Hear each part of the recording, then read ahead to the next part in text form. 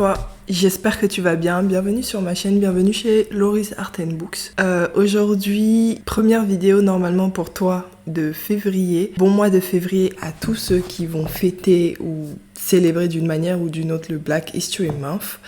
Donc vidéo complètement dédiée à ceux-là. Déjà, je vais vous définir ce que c'est pour ceux qui connaissent pas. J'ai mes notes juste en dessous pour ne pas dire n'importe quoi. Ensuite, on va parler en 2 mots de moi et de ce que ça veut dire pour moi le Black History Month. Avant qu'on réponde à un petit tag, un tag qui a été créé par Books by Lanes. Je sais pas comment ça se prononce, mais je vais mettre sa chaîne. C'est une booktubeuse noire afro-américaine, je crois.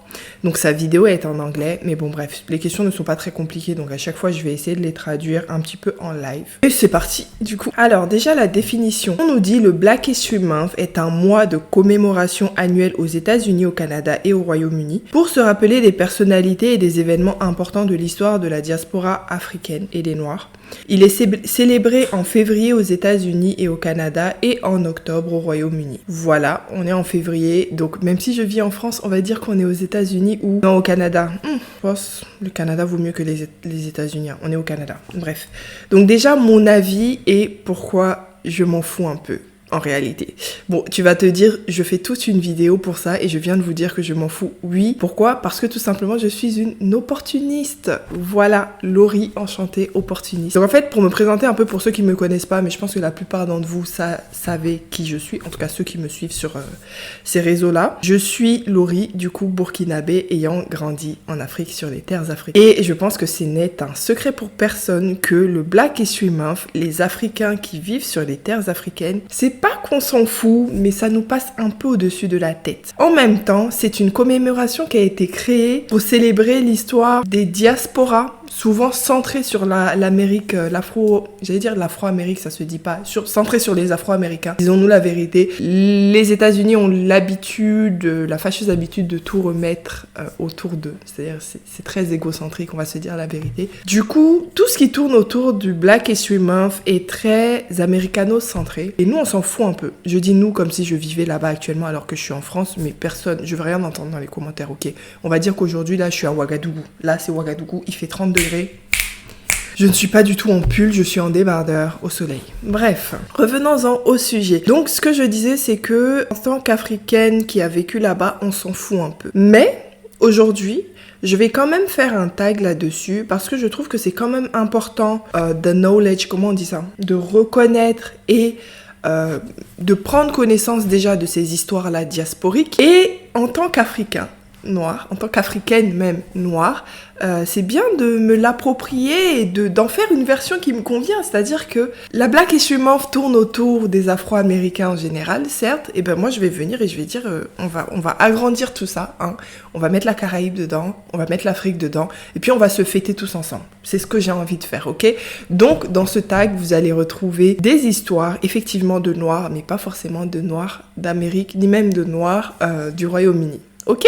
Bon, alors on va passer aux différentes questions du tag. La première question c'est What is a book everyone should be reading during Black History Month?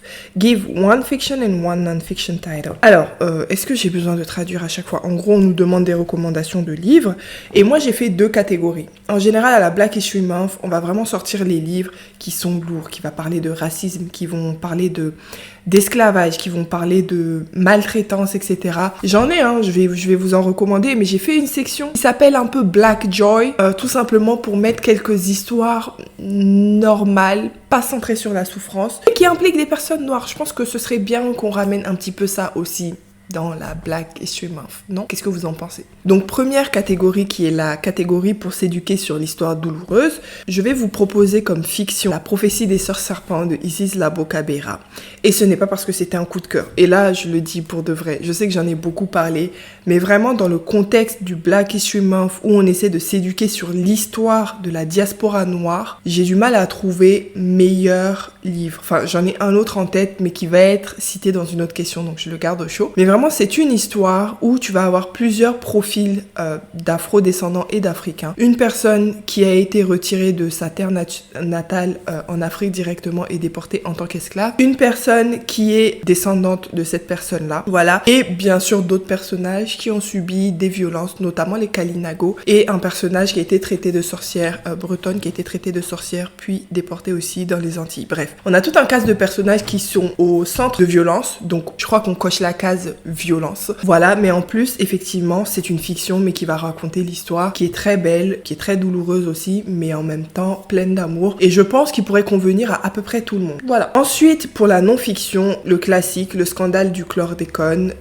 qui raconte comment les populations antillaises, enfin, caribéennes, notamment la Guadeloupe et la Martinique, ont été empoisonnées par l'État français pendant des dizaines d'années à travers l'exploitation du chlordécone. Voilà, je vais pas aller plus loin. Et ensuite, pour la partie Black Joy, je vais vous présenter tout d'abord La fille aux mains magiques. Je crois que c'est comme ça que ça s'appelle, de Nnedi Okorafor. C'est un petit livre jeunesse, mais que les adultes peuvent lire easy. Ça coule. C'est-à-dire tu t'ennuies pas. Adulte, jeune, young adulte, c'est pour tout le monde. Où on va suivre une jeune fille dans l'initiation et la découverte un petit peu de son héritage culturel dans son village au Nigeria. Et le deuxième livre, qui n'est pas une non-fiction, je suis désolée, je ne lis pas beaucoup de non-fiction écrits par des Africains. En fait, je ne lis pas de non-fiction qui parle d'une zone du monde. Je devrais peut-être. J'ai tendance à lire des non-fictions qui sont scientifiques. C'est plus ça, mon dada. Donc, je vais vous citer une deuxième fiction. Ça va être Ma sœur serial killeuse de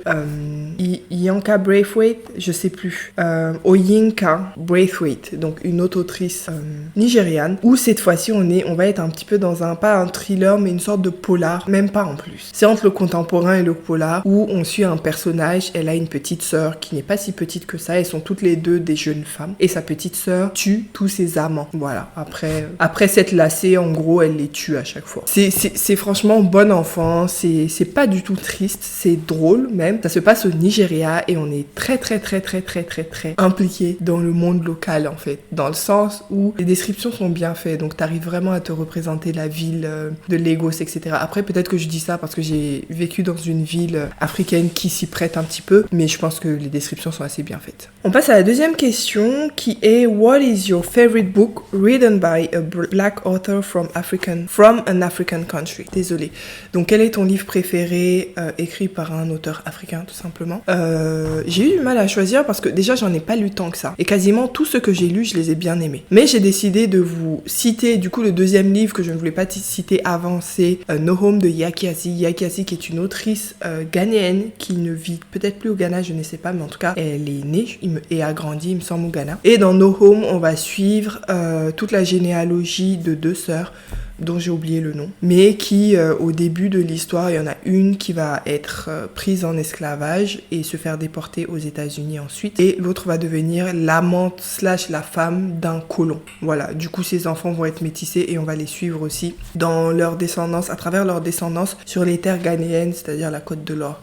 Voilà un petit peu, j'avais vraiment aimé No Home, je sais que ça n'a pas fait l'unanimité, mais pour ma part, c'était vraiment un récit assez intéressant. Il est poignant, hein, on va pas se mentir, il est poignant, mais étant donné qu'on va suivre des bouts d'histoire des générations en génération, on n'a pas le temps de s'impliquer au point où tu vas pleurer. C'est-à-dire, tu empathies pour l'action qui est faite au personnage, tu n'empathies pas forcément pour le personnage parce que tu n'as pas le temps de t'attacher à lui. Donc, ce n'est pas à proprement dit, selon mes critères, tire-larme, et j'ai aimé en fait ça. Voilà. Ensuite, prochaine question, what is your favorite black classic?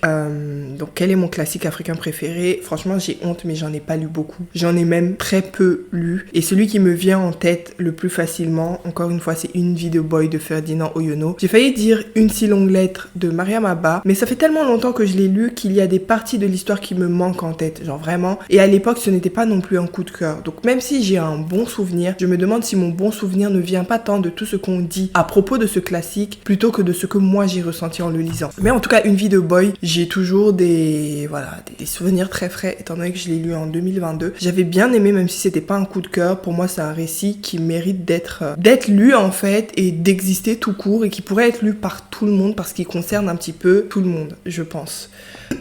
Ensuite, bon, je vais essayer de traduire directement au lieu de vous lire la question en anglais d'abord. Quel film ou adaptation de film, oui, ou documentaire tu recommanderais à regarder pendant la Black History Month? J'aurais clairement dû lire ça en anglais d'abord, comme ça vous auriez mieux compris. Mais je pense que vous avez compris.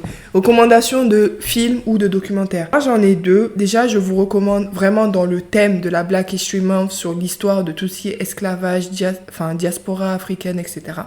La série qui a été faite par Arte, en 4 parties qui s'appelle Les routes de l'esclavage. Il me semble que ce n'est plus disponible par contre sur YouTube. Parfois, de temps en temps, ils remettent les documentaires qu'ils font. Ils l'ont remis déjà 2 fois parce que c'est une série qui date de 2017 ou 2018 de mémoire. Je les ai vus les 2 fois, les 4 parties.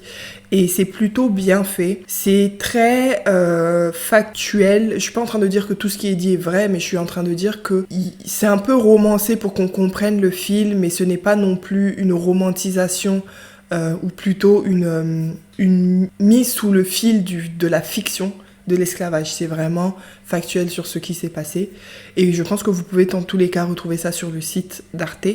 Et le deuxième, ça va être tout simplement un journaliste que je vous conseille de suivre et surtout dont vous pouvez écouter les productions audio sur RFI. C'est Alain Foka. Je vais mettre son image ici. J'ai sa voix en tête parce que depuis toute petite, j'entends Alain Foka sur RFI. Parce qu'au Burkina, on écoute beaucoup RFI, Radio France Internationale. Et du coup, je vous recommande Archives d'Afrique. Archives d'Afrique, c'est une émission qui passait, je crois, tous les dimanches, présentée par Alain Foka. Et pendant 1 heure, il va parler d'un dossier sur l'Afrique. Et souvent, c'est en plusieurs parties. Je me rappelle que la partie sur Thomas Sankara, que tout le monde connaît, qui est une figure importante au Burkina Faso, elle avait fait genre 9 parties, c'est-à-dire 9 émissions de quasiment 1 heure. Mais chaque semaine, tu écoutes et franchement, déjà, j'adore sa voix, ce monsieur, je suis fan de sa voix. Mais il raconte très bien les choses et parfois il met des petits pics, des petites blagues, voilà. Et si ça vous intéresse, il a aussi une chaîne YouTube qui est personnelle pour le coup, donc c'est pas le côté journalistique, là où il va parler de l'actualité politique et géopolitique du monde, toujours lié à l'Afrique. Et cette fois-ci, il va vraiment mettre son avis personnel et c'est quelqu'un de très politisé qui parle bien et franchement, je vous recommande Archives d'Afrique en tout cas. Ensuite, avant-dernière question, mais qui va être la dernière question pour moi, je t'expliquerai après, c'est What's on your TBR for Black History Month? Donc, qu'est-ce qu'il y a dans ma pile à lire pour la Black History Month? Bon, je vous avoue que je n'ai pas fait de pile à lire spéciale pour ça. Comme je vous ai dit en introduction, ce n'est pas non plus un mois particulier pour moi, c'est juste un mois que moi j'utilise pour mettre en avant des ouvrages qui méritent d'être plus lus selon moi. Mais en réalité, je lis des auteurs noirs littéralement toute l'année, peut-être même plus que d'autres types d'auteurs. Non, ça je suis pas sûre pour le coup. Donc j'ai pas de pile à lire particulière. Par contre, je peux vous citer 2 livres que je compte lire en février et qui sont par des auteurs noirs. Déjà, il y a La vie en noir de Guylaine Kinouani chez les éditions du Node que je suis en train de lire actuellement et dont vous aurez, je pense, un vlog récapitulatif et analytique dans quelques jours juste après cette vidéo, je pense, parce que j'ai quasiment fini déjà. C'est une non-fiction sur l'expérience des Noirs dans le domaine de la santé mentale. Elle est en fait psychologue. Donc voilà, abonnez-vous. J'allais dire je vais mettre la vidéo là, mais a priori la vidéo ne sera pas encore sortie. Mais en tout cas, stay tuned, la vidéo arrive tout à l'heure. Enfin tout à l'heure, dans quelques jours, t'as compris. Et le deuxième ouvrage, ça va être Pays en nous de Jessica Oublié. Donc c'est la même autrice qui a écrit Le chlordécone, le scandale du chlordécone. C'est une non-fiction, un documentaire en fait en BD, où elle va parler de l'histoire du Bumidum. Je crois que Bumidum, c'était un bureau administratif national, un truc comme ça. En gros, c'est quelque chose que l'État français a mis en place pour amener des Caribéens à la métropole française. Métropole à l'époque, aujourd'hui je sais pas, à l'Hexagone, j'imagine qu'on appelle ça comme ça, pour du travail. Et en fait, c'était pas de bon cœur, comme je le dis souvent. Et du coup, il y a eu plein de problèmes. Et du coup, c'est un documentaire dans ce sens-là. Jessica Oublié est une autrice que j'apprécie beaucoup dans sa plume et sa façon de relater les choses. Donc, J'ai hâte de lire ce livre-là. Je pense que j'ai sauté une étape. Je sais plus si c'était dans les questions, mais je vois que moi j'ai mis ça de côté, donc je vais quand même le faire. C'est la question, quels sont les booktubeurs noirs que je recommanderais quand même. On est sur Booktube, donc ça va de soi. Alors, j'en ai 4 à te présenter. Il ne s'agit pas, je précise, des booktubeurs que je... En fait, je ne suis pas en train de te présenter tous les booktubeurs noirs que je connais et que j'aime bien. Non. J'ai choisi ceux qui vont mettre en avant vraiment des littératures noires de différents types. Comme ça, dans le contexte de la Black History Month, faudra pas, mais vraiment pas hésiter à aller checker leur contenu. Tout d'abord, on a Lectrice des îles qui vient tout juste de lancer sa chaîne et qui a pour l'instant une vidéo qui va se concentrer sur tout ce qui est littérature caribéenne. Donc n'hésitez pas, elle a aussi un Bookstagram que je vous conseille, mais en tout cas dans le cadre de Booktube, j'ai hâte moi-même de consommer ces vidéos, pour vous dire. Ensuite, on a la chaîne des Roseaux Pourpres, donc Olivia des Roseaux Pourpres, que je pense à force, si vous me suivez depuis un moment, vous connaissez. Ce que j'aime dans la chaîne d'Olivia, c'est qu'elle a le talent de ressortir des backlists, c'est-à-dire des livres d'auteurs noirs ou pas, d'ailleurs, elle ne se concentre pas sur la littérature noire pour le coup. Mais lorsqu'elle va parler de littérature noire, ce n'est pas forcément les new releases, c'est-à-dire les nouvelles sorties. Ce que nous, en tout cas moi je me mets dedans, j'ai l'habitude de faire parce que quand il y a une nouvelle sortie, elle prend de la place médiatique. Tu la vois, tu as envie de la lire, etc. etc. Là, c'est comme ça que je fonctionne et je me rends compte que je passe à côté de plein de vieux livres, enfin en tout cas livres qui ne sont pas sortis ces 2 dernières années, alors que voilà. Et Olivia, sur sa chaîne, vous allez trouver plein de pépites dans ce sens-là. Ensuite, on a l'incontournable Helen's Universe, qui est une chaîne Booktube. Elle a un club de lecture, elle avait une librairie en ligne, elle a un Bookstagram. D'ailleurs, Olivia aussi a un club de lecture si ça vous intéresse et elle vend des box livresques. Bref, je reviens à Immaculée Hélène, qui tient du coup la chaîne Helen's Universe, qui va se concentrer sur les littératures aussi caribéennes, afro-caribéennes, mais avec un gros focus sur Haïti. Et j'aime beaucoup sa chaîne. J'aime vraiment beaucoup. Je pense que 90% des œuvres, ou peut-être même 100%, je suis pas sûre, mais au moins 90% des œuvres qu'elle présente sont d'auteurs noirs et très souvent d'auteurs haïtiens. Et si vous ne le saviez pas, Haïti est vraiment une nation remplie d'auteurs talentueux. Vraiment, je trouve qu'on n'en parle pas assez. Vraiment, c'est une nation remplie d'auteurs super talentueux. Et dernière personne que je vais vous conseiller dans le cadre des littératures noires, c'est Soraya Odia. Je crois que sa chaîne s'appelle Majusco. Je ne suis plus sûre, mais je crois que c'est Majusco. En fait, ça fait un moment qu'elle n'a pas sorti de vidéo, mais que je sache, elle continue sa chaîne Booktube. Elle avait juste fait une petite pause. Et cette personne va se concentrer vraiment sur des littératures africaines, d'auteurs africains. C'est une jeune femme congolaise, donc souvent tu vas voir des auteurs congolais, mais il y en a beaucoup qui sont du Nigeria, parce qu'il me semble qu'elle aime beaucoup la littérature nigériane. Et puis voilà, de façon générale, n'hésitez pas à aller voir sa chaîne pour avoir des auteurs, des recommandations d'auteurs noirs.